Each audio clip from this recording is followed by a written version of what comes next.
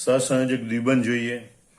જો બે પરમાણુઓ બે ઇલેક્ટ્રોનની ભાગીદારી કરે તો તેમની વચ્ચે રચાતા બંધને સહસંયોજક દ્વિબંધ કહે છે। ફરીથી યાદ કરી લો, જો બે પરમાણુઓ બે ઇલેક્ટ્રોનની ભાગીદારી કરે તો તેમની વચ્ચે રચાતા બંધને સહસંયોજક દ્વિબંધ કહે છે। દાખલા તરીકે O2 અણુમાં આવો સહસંયોજક દ્વિબંધ રચાય છે। કેવી રીતે રચાય એ આપણે જોઈએ। તો ઓક્સિજનનો પરમાણુ ક્રમાંક 8 માટે એની ઇલેક્ટ્રોન રચના 2 6। બાહ્યતમ કક્ષામાં 6 ઇલેક્ટ્રોન અને અષ્ટક પૂર્ણ કરવા માટે 2 ઇલેક્ટ્રોનની જરૂર છે। હવે જો બે ઓક્સિજન પરમાણુ એકબીજાની નજીક આવે તો એને 2 ઇલેક્ટ્રોનની જરૂર છે। એટલે એક પરમાણુ બીજાને 2 ઇલેક્ટ્રોન આપે, બીજો પરમાણુ પહેલાને 2 ઇલેક્ટ્રોન આપે અને બંને ઇલેક્ટ્રોન બંને વચ્ચે સહિયારા ભાગીદારી મારે।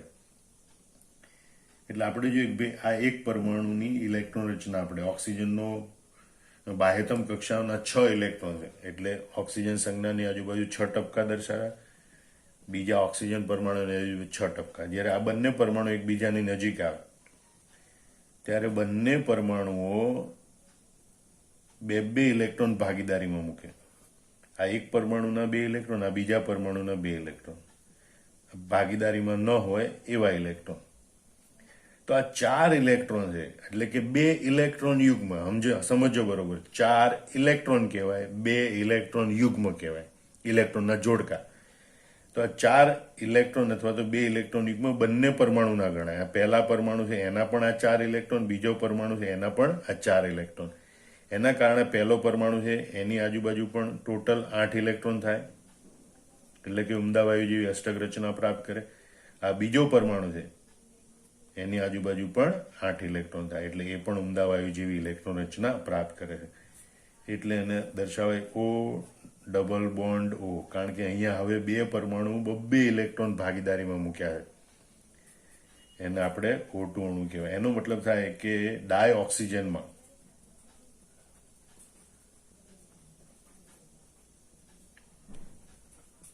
એક સહસંયોજક દ્વિબંધ હોય છે। આને એમ ન કહેવાય કે 2 સહસંયોજક એકલ બંધ હોય છે, કારણ કે અહીં એક ઇલેક્ટ્રોન ભાગીદારીમાં નથી, 2 ઇલેક્ટ્રોન ભાગીદારીમાં છે। એના માટે એમ કહેવાય કે ડાય ઓક્સિજનમાં સહસંયોજક દ્વિબંધ હોય છે। આમ O2 અણુમાં સહસંયોજક દ્વિબંધની રચના થાય છે। આપણે કાર્બન ડાયોક્સાઇડ અણુમાં આવી રીતે સહસંયોજક બંધ કેવી રીતે રચાય એ આપણે જોઈએ। તો કાર્બનનો પરમાણુ ક્રમાંક 6, ઇલેક્ટ્રોન રચના 2 4।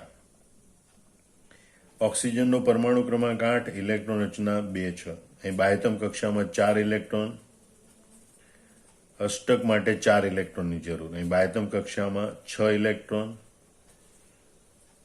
અષ્ટક માટે 2 ઇલેક્ટ્રોનની જરૂર। હવે કાર્બન પરમાણુને આપણે ઓક્સિજનને 2 ઇલેક્ટ્રોનની જરૂર છે, એટલે એ 2 ઇલેક્ટ્રોન કાર્બન સાથે ભાગીદારીમાં કરે। બીજો ઓક્સિજન છે એને 2 ઇલેક્ટ્રોનની જરૂર છે, એટલે એ પણ 2 ઇલેક્ટ્રોન કાર્બન સાથે ભાગીદારીમાં કરશે। હવે કાર્બનના 4 સંયોજકતા ઇલેક્ટ્રોન અને ઓક્સિજનના 6 સંયોજકતા ઇલેક્ટ્રોન, જે આપણે ટપકા સ્વરૂપે દર્શાવેલા છે। અહીંયા કાર્બન અને પહેલો ઓક્સિજનનો પરમાણુ 2 ઇલેક્ટ્રોન ભાગીદારી મૂકે, કાર્બન અને બીજો ઓક્સિજનનો પરમાણુ 2 ઇલેક્ટ્રોન ભાગીદારીમાં મૂકે। એના કારણે કાર્બન અને પહેલા ઓક્સિજન વચ્ચે 2 ઇલેક્ટ્રોન યુગ્મ ભાગીદારીમાં હોય, કાર્બન અને બીજા ઓક્સિજન પરમાણુ વચ્ચે પણ 2 ઇલેક્ટ્રોન યુગ્મ ભાગીદારીમાં હોય।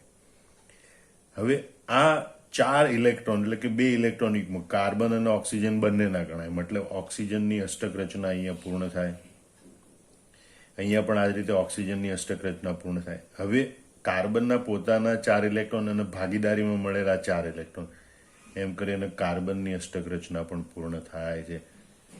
આમ ઇલેક્ટ્રોનની સહિયારી ભાગીદારીથી કાર્બન અને બંને ઓક્સિજન પરમાણુ એ ત્રણેય પરમાણુઓ ઉમદા વાયુ જેવી ઇલેક્ટ્રોન રચના પ્રાપ્ત કરે।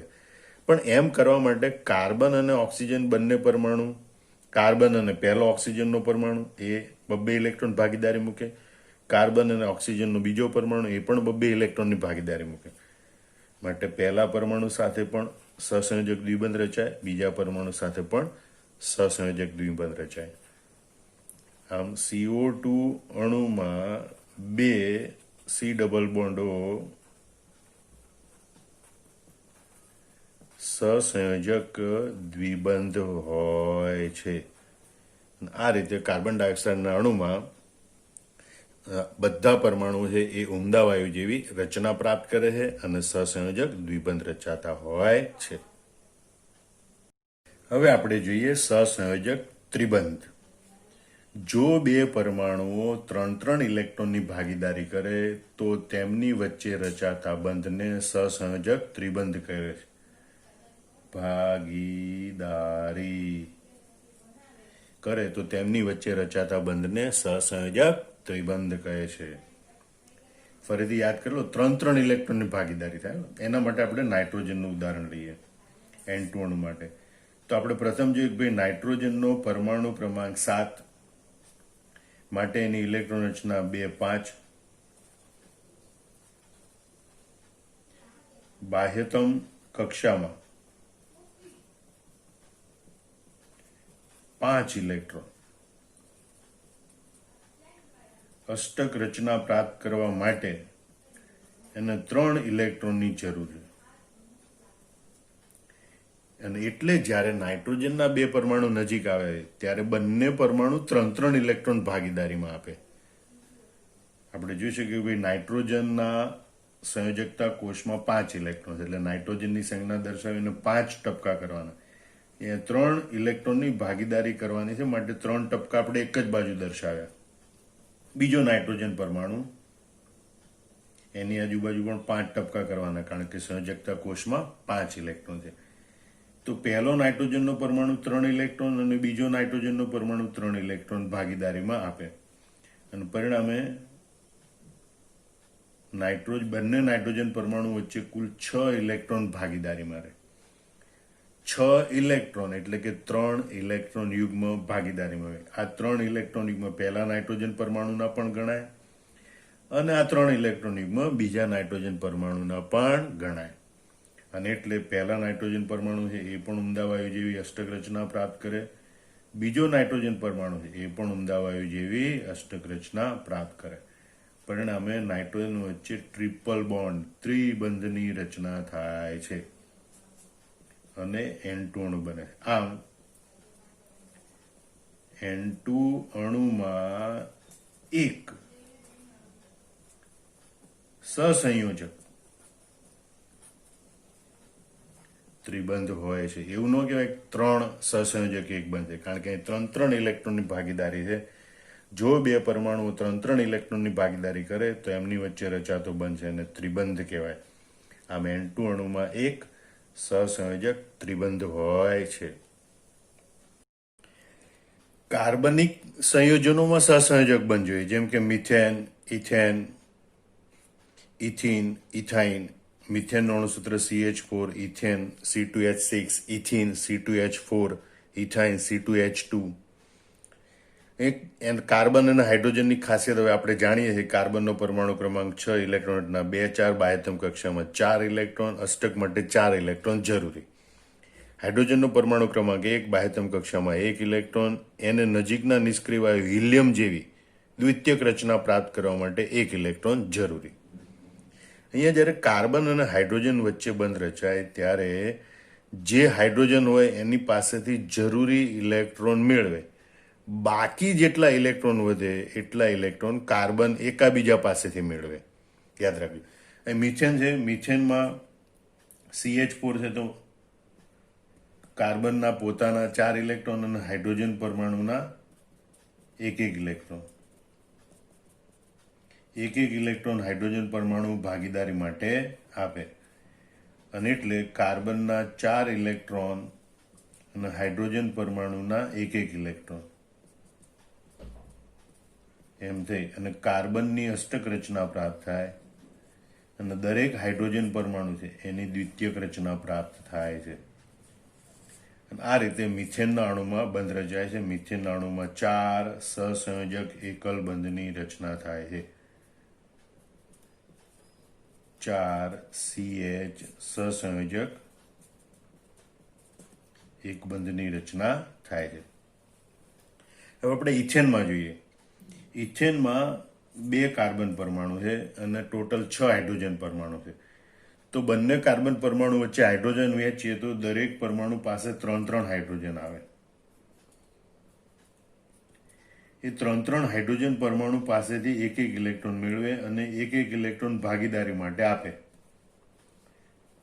બીજો કાર્બન પરમાણુ છે એ પણ 3 હાઇડ્રોજન પરમાણુ પાસેથી એક ઇલેક્ટ્રોન મેળવે અને એક ઇલેક્ટ્રોન ભાગીદારી માટે આપે, જેથી હાઇડ્રોજનનું દ્વિતીયક પૂરું થાય. હવે આ કાર્બન પરમાણુ પાસે એક ઇલેક્ટ્રોન બાકી રહ્યો અને બીજા કાર્બન પરમાણુ પાસે એક ઇલેક્ટ્રોન. એ બંને કાર્બન પરમાણુ એક ઇલેક્ટ્રોન ભાગીદારીમાં આપે. એટલે કાર્બન કાર્બન વચ્ચે એક ઇલેક્ટ્રોન યુગ્મ ભાગીદારીમાં થાય અને 3 હાઇડ્રોજન પરમાણુ અને કાર્બન વચ્ચે એક ઇલેક્ટ્રોન યુગ્મ ભાગીદારીમાં થાય. ચોકડી કરી એ હાઇડ્રોજનનો ઇલેક્ટ્રોન છે, ટપકાવાળો ઇલેક્ટ્રોન એ કાર્બનનો ઇલેક્ટ્રોન છે. આ બંને કાર્બન પરમાણુ છે એની અષ્ટક રચના પ્રાપ્ત થાય. ભાગીદારીમાં રહેલા બધા ઇલેક્ટ્રોન સૈયારા ગણવાના અને દરેક હાઇડ્રોજન પરમાણુ છે એની દ્વિતીયક રચના પ્રાપ્ત થાય છે. અને આ રીતે સહસંયોજક એકલ બંધોની રચના થાય છે. હવે આ રચનામાં તમે ધ્યાનથી જુઓ તો 6 CH સહસંયોજક એકલ બંધ છે અને એક કાર્બન કાર્બન સહસંયોજક એકલ બંધ હોય છે. એટલે ઇથેનની રચનામાં 6 CH સહસંયોજક એકબંધ હોય છે અને એક કાર્બન કાર્બન સહસંયોજક એકબંધ હોય છે. હવે આપણે ઇથિનની રચના જોઈએ કે ઇથિનમાં 2 કાર્બન પરમાણુ અને 4 હાઇડ્રોજન પરમાણુ. હવે બે હાઇડ્રોજન પરમાણુ આપણે એક કાર્બન સાથે ઇલેક્ટ્રોનની ભાગીદારી કરે એમ સમજીએ. કારણ કે હાઇડ્રોજન પરમાણુ પાસે તો ભાગીદારીમાં આપવા માટે એક જ ઇલેક્ટ્રોન છે. હાઇડ્રોજન પરમાણુના ઇલેક્ટ્રોન આપણે ચોકડી વડે દર્શાય. તો હાઇડ્રોજન પરમાણુ સાથે કાર્બન પણ એક ઇલેક્ટ્રોન ભાગીદારીમાં મૂકે. હવે આ પહેલો કાર્બન પરમાણુ છે એને 2 ઇલેક્ટ્રોન 2 હાઇડ્રોજનને આપ્યા તો એની પાસે 2 ઇલેક્ટ્રોન બાકી રહ્યા.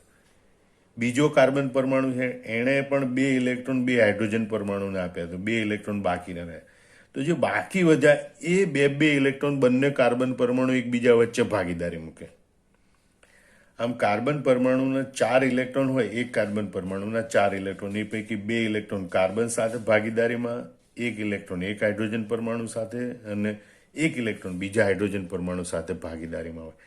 આમ સૈયારા બધા ઇલેક્ટ્રોન થઈ અને કાર્બન પરમાણુ છે એનું અષ્ટક રચના પ્રાપ્ત થાય છે. બીજો કાર્બન પરમાણુ છે એની પણ અષ્ટક રચના પ્રાપ્ત થાય છે. બરોબર. અને આ રીતે 2 કાર્બન વચ્ચે ભાગીદારીમાં 2 ઇલેક્ટ્રોન યુગ્મ છે એમ કહેવાય કાર્બન કાર્બન વચ્ચે દ્વિબંધ છે. આ કાર્બન હાઇડ્રોજન વચ્ચે સહસંયોજક એકબંધ છે. જો બે ઇલેક્ટ્રોનની ભાગીદારી થાય તો દ્વિબંધ, એક ઇલેક્ટ્રોનની ભાગીદારી થાય તો એક બંધ. આમ અહીંયા જોઈએ તો 4 સહસંયોજક CH એકલ બંધ અને એક C double bond C carbon carbon દ્વિબંધ રચાય છે. આમ ઇથિન અણુમાં, અને એટલે જ ઇથિન અણુને ઘણી વખત આપણે H2C ડબલ બોન્ડ CH2 તરીકે ટૂંકમાં દર્શાવાય છે. હવે આપણે ઇથાઇનમાં જોઈએ. ઇથાઇનમાં 2 કાર્બન 2 હાઇડ્રોજન. તો એનો મતલબ થયો કે 2 હાઇડ્રોજન પરમાણુ એક કાર્બનને આપણે વહેંચી દઈએ તો કાર્બન પોતાનો એક ઇલેક્ટ્રોન આ એક પરમાણુને ભાગીદારીમાં આપે, બીજો કાર્બન બીજા હાઇડ્રોજન પરમાણુને પોતાનો એક ઇલેક્ટ્રોન ભાગીદારીમાં આપે, જેથી હાઇડ્રોજન પરમાણુની દ્વિતીયક રચના પ્રાપ્ત થાય. હવે કાર્બનના 4 ઇલેક્ટ્રોન પૈકી એક ઇલેક્ટ્રોન હાઇડ્રોજન પરમાણુ સાથે ભાગીદારીમાં રહ્યો, બાકી 3 ઇલેક્ટ્રોન વધ્યા. તો બંને કાર્બન પરમાણુ પોતાના બાકીના જે 3 ઇલેક્ટ્રોન છે એની ભાગીદારી કરે. બરોબર. અને એના કારણે બંને કાર્બન પરમાણુઓ છે એની અષ્ટક રચના પ્રાપ્ત થાય છે. આમ 2 કાર્બન પરમાણુ વચ્ચે અહીંયા 3 ઇલેક્ટ્રોન ભાગીદારીમાં છે એટલે કાર્બન કાર્બન વચ્ચે ત્રિબંધ રચાય છે. જ્યારે કાર્બન હાઇડ્રોજન વચ્ચે એક ઇલેક્ટ્રોન ભાગીદારીમાં છે માટે કાર્બન હાઇડ્રોજન વચ્ચે સહસંયોજક એકબંધ રચાય છે. આમ તમે જોઈ શકો છો કે અહીંયા ઇથાઇન અણુમાં 2 CH સહસંયોજક એકબંધ અથવા તો એકલબંધ કહેવાય એને, એ આવેલા હોય છે, અને એક triple bond C carbon carbon સહસંયોજક ત્રિબંધ આવેલો હોય છે. આમ કાર્બનિક સંયોજનોમાં પણ આ રીતે સહસંયોજક બંધની રચના થાય. આવી રીતે તમે જુદા જુદા અણુઓમાં સહસંયોજક બંધની રચના શીખી શકો છો. તો આ લેક્ચરના આધારે તમારે અષ્ટકનો નિયમ ખાસ યાદ રાખવાનો છે અને સહસંયોજક બંધની વ્યાખ્યા આ બંને મોઢે કર્યા પછી જુદા જુદા અણુઓમાં સહસંયોજક બંધની રચના કેવી રીતે થાય છે એ તમારે સમજાવવાનું છે, અને એના માટે તમારે લુઈ સંજ્ઞાની મદદ લેવાની છે. જય સ્વામિનારાયણ.